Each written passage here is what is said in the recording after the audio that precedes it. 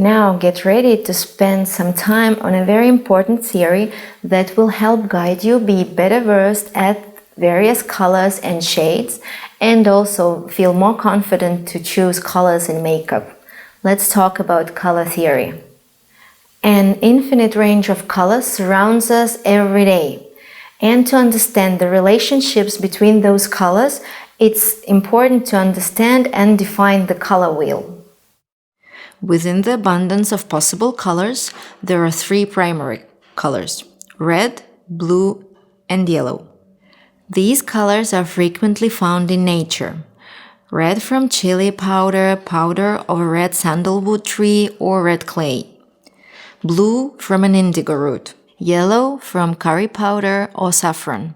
These colors are called primary colors, or colors of the first order. Their placement on the color wheel on the right is seen in the circles of the largest size. Having only paints of these colors plus white and black, a skilled artist can create any other set of colors and shades that exist around us. Secondary colors are created by mixing those three basic colors amongst each other in equal proportions. When we mix yellow and blue, we get green. Mixing blue and red creates violet, and if we mix yellow and red, an orange color will be formed. The positions of these colors on the color wheel are shown with the circles of a medium size. If we keep mixing these secondary colors with primary colors, we will create colors of the third order.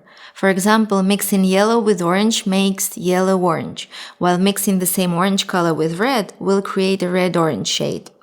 And you can get 6 new shades of colors.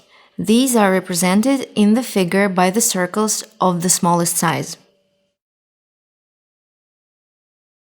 You can continue to mix infinitely and develop an incredibly broad palette of bright colors and shades where one color smoothly flows into another. As you can see here, red smoothly flows into yellow, yellow into green, green into blue, blue into violet, and violet again into red through a set of intermediate shades. The palette of bright shades can be expanded considerably by adding neutral shades to it, ranging from black to white. In the upper figure, you can see an expanded range of neutral shades. Next, I want to discuss the concepts of color saturation and purity of color. When adding any neutral shade to any bright color, the saturation of that bright color will decrease. I will show you this on the examples of 2 colors, red and green. When mixing with neutral gray, any bright color will become dimmer, but the color will not become lighter or darker. Simply compare the purity of red and green colors on the opposite sides of the diagram. In the central squares, the colors look dimmer in comparison with the brightest shades in the outer parts. By mixing bright colors with black, you will not only make the color dimmer, but also darker, giving it depth and complexity. However, be careful with this, as even the smallest drop of black color can significantly darken any bright shade.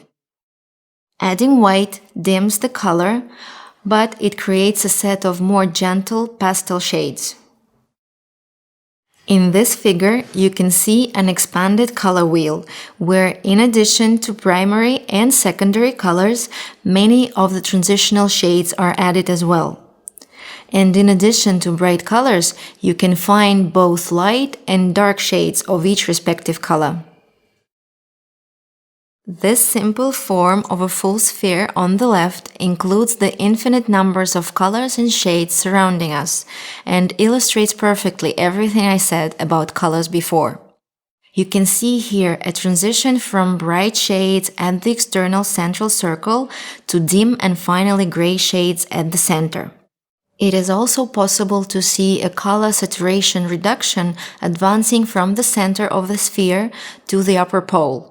The diagram on the right illustrates the color wheel with all the bright shades and transitions from one color to another. In the center, you can see the gradation from the brightest colors on the outer diameter of the circle to neutral gray at the center in the examples of red and green. And finally, here you can see a whole neutral scale from white to black. And now, let's go on and talk about color combinations. From this infinite set of colors and shades, it is possible to create even larger numbers of color combinations. When using several colors and the shades that are close to each other on a color wheel, harmonic combinations are created, which are the most comfortable for visual perception. The colors in these combinations simply complement each other softly. When using colors that are on the opposite sides of a color wheel, their combinations will look more intense. Each opposite shade will seem brighter and more saturated. There are also other possibilities of color combinations as seen on these lower circles. These color combinations are a bit less intense than the opposite color combination, but still these colors will create quite a high contrast to each other. The main point is actually very simple. All colors can be combined, just some combinations will look more harmonious and others will look more contrasting. Simply look at various color combinations in nature. Finally, I want to talk about the concept of color temperature. Every color can be divided into one or two color temperature categories, cool or warm, and it is quite simple to distinguish them.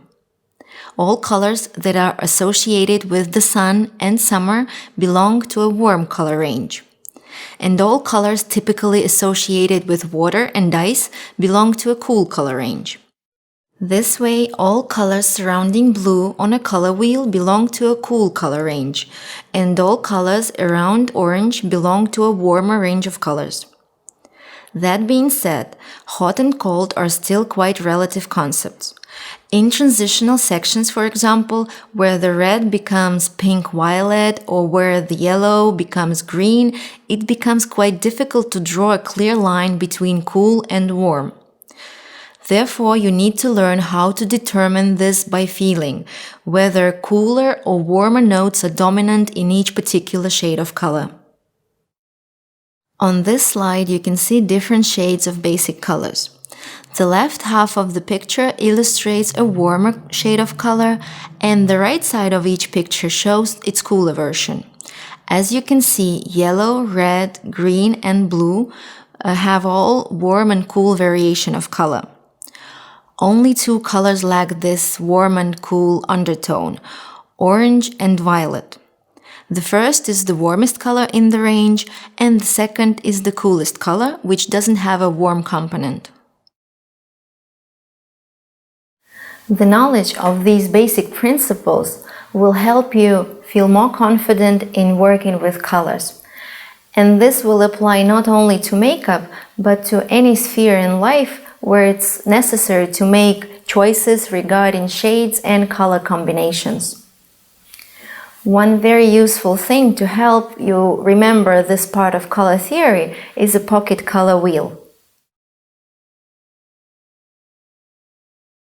On one side of a color wheel, you can find all colors of the first, second, and third order. And in the internal part of this circle, it is possible to see what color will be created if you mix any of these 12 shades in equal proportions with 5 basic colors: red, yellow, blue, white, and black. On the same side, the entire neutral scale from black to white, as well as cold and warm shades, are also indicated. On the other side of a pocket color wheel, 3 different shades of each color are shown in the center. A lighter pastel version of each color that will be created if you mix each color in equal proportions with white. A muted version of the same color, that is a mixture with gray, and its darkened variation when color is mixed with black. Also, you'll see a diagram of main color combinations, harmonic and contrasting, so that you will be able to imagine how different combinations will look before you actually start working with them. Ultimately, even if you don't have this type of pocket color wheel, I hope after this lesson you will be able to look at colors surrounding you in a new way.